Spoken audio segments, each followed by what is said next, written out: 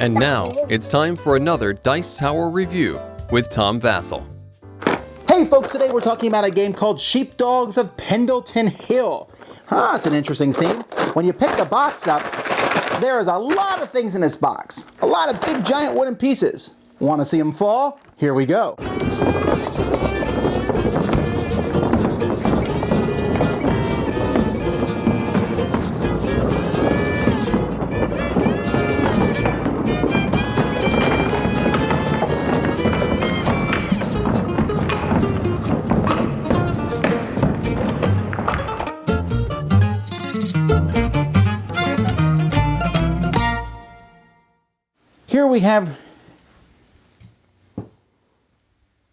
Here we have the board, and you'll notice that there's some really big wooden pieces that come with this game. Each player has shepherds of their color, and they have sheep of their color. There's a neutral wolf here in the middle, well, not so neutral, I guess he likes to eat sheep. Everybody's going to start with one shepherd on the top 3 spots here. Each of these spots, these two are 5. These are numbered 7. This row is numbered 3. The bottom row is numbered 1. Each player places 2 other shepherds on the board, and the game begins. Players are going to be dealt a handful of cards, well 3 of them actually, from this deck, and that'll be their hand. And on a player's turn, they're simply going to play a card from their hand and draw another one. Now, players have 3 cards, plus each player will start with a sheepdog card in their hand. There's also a wolf card in the game, but that's like an optional card. The sheepdog card is basically a wild of one of these 3 cards. So you always have a card you need if you want it. The wolf will be used, like I said, there's a little set that they come with, and they can be combined with a 1 to allow you to move the wolf. Now, you have 3 cards here. The 1, the 2, and the 1+1. The 1 is pretty simple. The 1 lets you do an action with anybody's color. Here's the actions. You can take anyone's shepherd, not even your own, and put it somewhere on the board as long as there isn't a shepherd of that color. Yes. Or you can add a sheep of any color, your own or someone else's, onto one of the sheep pens that they're down here at the bottom. Now, if you'll notice down here, there are 3 sheep pens. Each of these sheep pens has room for 5 sheep. So you can place a sheep down here, and the sheep will get full. Once a sheep pen has 4 sheep in it, it can move out of that pen. Now, it could have 5 sheep, and that would be fine. When you move a group of sheep, you'll take them and move them to one of the lower things. In fact, the rules say you should stack them so you can see that group of sheep there. You move them from one spot, from here to one of the bottom rungs. After that, you can move them sideways or up, never down. And if you ever move them into a spot where there is a shepherd and a sheep of the same color, here I have 1 yellow and 1 yellow, and there's also a red and a red, then both those players are going to score points equal to the number here. So in this instance, red and yellow will both get 3 points, which is really good for blue and green because they have a chance to move up higher on a future turn and get 5 or 7 points. So, with the 1, you can place a shepherd, you can place a sheep, or you can move a flock of sheep, anyone's colors. With the 2, you can do those actions twice, but only your colors. So you can move a flock of sheep if it's your color. So I can move this flock of sheep if I am blue or green. I can place shepherds as long as they're my colors. You can also use the 2 as a wolf and move the wolf 2 spaces.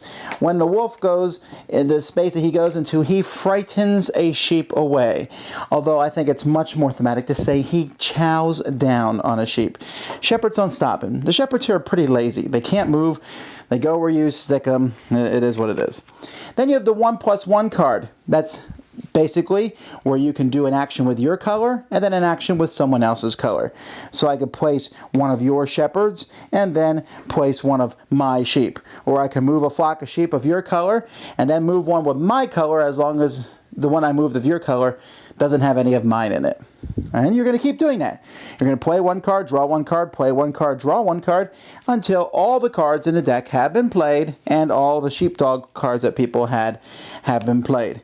At that point, you see who has the most points, and that person is the winner of the game. When the designer of this game sent it to me, he said, now be careful. If you don't like games where, there's a lot of interactive and mean dealings with each other, you won't like this. Like that. I love it. I revel in it. Bring it. Yeah, that brings it. This is a game in which you really can mess other people over. You will put their shepherds on low levels and then move the flock into those shepherds just so that they get 1 point. And you have to be very cautious in this game. This whole game is kind of trying to outmaneuver other people to don't allow somebody to get one of their sheep all the way up to their 7-point shepherd, because that can make or break the game. There were times, using the wolf is not something that happens as much as you think, because when you use the wolf, you're essentially giving up the opportunity to help yourself out.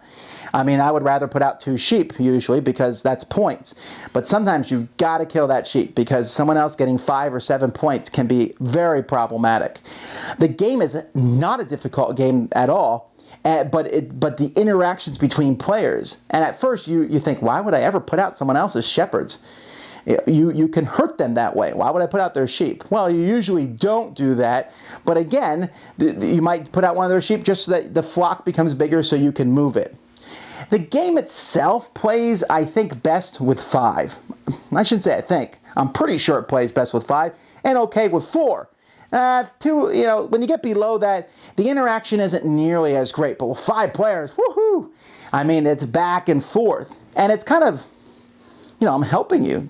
I gave you a point. How can you be upset about that? Because I won at 5. So, huge pieces.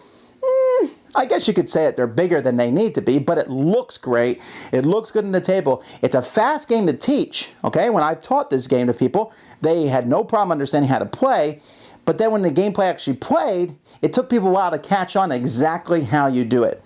The little mini expansion with the wolf cards, I can take it or leave it. But the game itself, super fun. It is mean. It's a lot meaner than it looks. And when you first play it, you're like, Vasel said this was mean? Just play it a little bit. You'll see the little maneuvers you can do to hurt other people. And of course, for me, that makes me like it. Thanks so much for watching the Dice Tower videos. Find more great videos and reviews, as well as our top-rated audio podcast at Dicetower.com. You can also find the latest board game news at Dicetowernews.com. I'm Eric Summerer, and you've been watching The Dice Tower. The Dice Tower is sponsored by Fun Again Games, the world's best game source. Fun Again Games has over 5,000 games available. Check them out at funagain.com. Shut the door. There.